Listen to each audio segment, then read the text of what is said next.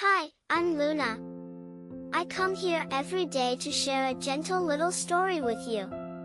If you enjoy quiet stories like this, feel free to subscribe and listen along whenever you need a soft moment. Tonight's story is called The Lantern in Milo's Pocket. Milo was a small sky blue bunny who lived at the edge of a sleepy town, where the sidewalks turned into a path of soft dirt and the path turned into meadow. He wasn't brave in the loud way. He didn't shout, or stomp, or race storms. But he was brave in a pocket-sized way. He always carried a tiny paper lantern folded flat, just in case someone needed a little light.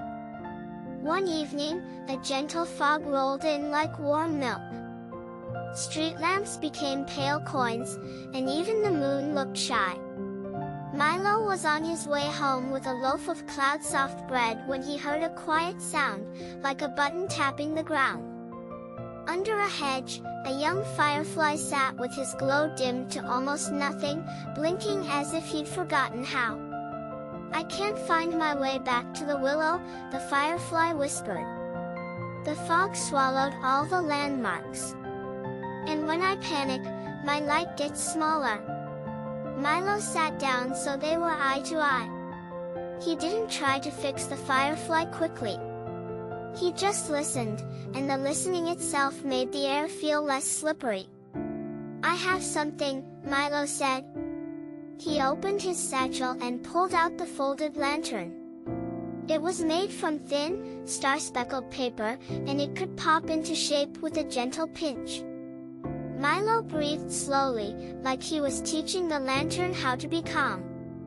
Then he lit the tiny candle inside, only a warm dot, no brighter than a friendly thought. The fog didn't disappear. It didn't need to. The lantern's glow made a small circle of certainty around them. Together, Milo and the firefly walked. They counted puddles that looked like mirrors. They listened for the creek's soft laugh. When the firefly's worry rose, Milo slowed down and said, "We're allowed to take tiny steps. Tiny steps still go forward." At a bend in the path, they met Mrs. Kettle, the night baker, pushing a cart of warm rolls. "I've lost my last delivery house," she sighed. Milo lifted his lantern a little higher. The firefly, seeing the steady glow, tried a small sparkle of his own.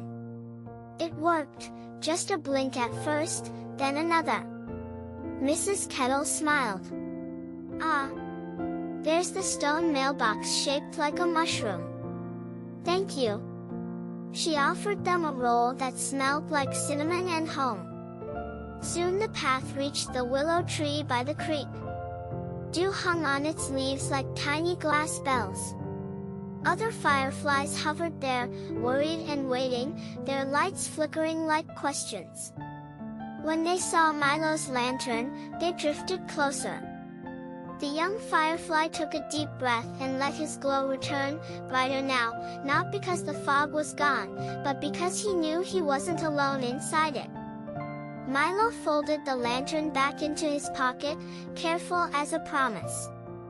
The young firefly bowed. "Thank you for carrying light that doesn't hurry," he said. Milo's ears warmed. He walked home through the fog, which now felt less like a problem and more like a blanket. And in his pocket, the lantern waited, ready for the next small moment that needed a gentle glow. And that's the end of today's story. I'm Luna, thank you so much for listening. If this story kept you company, please consider subscribing, sharing it with a friend, or leaving your thoughts in the comments below.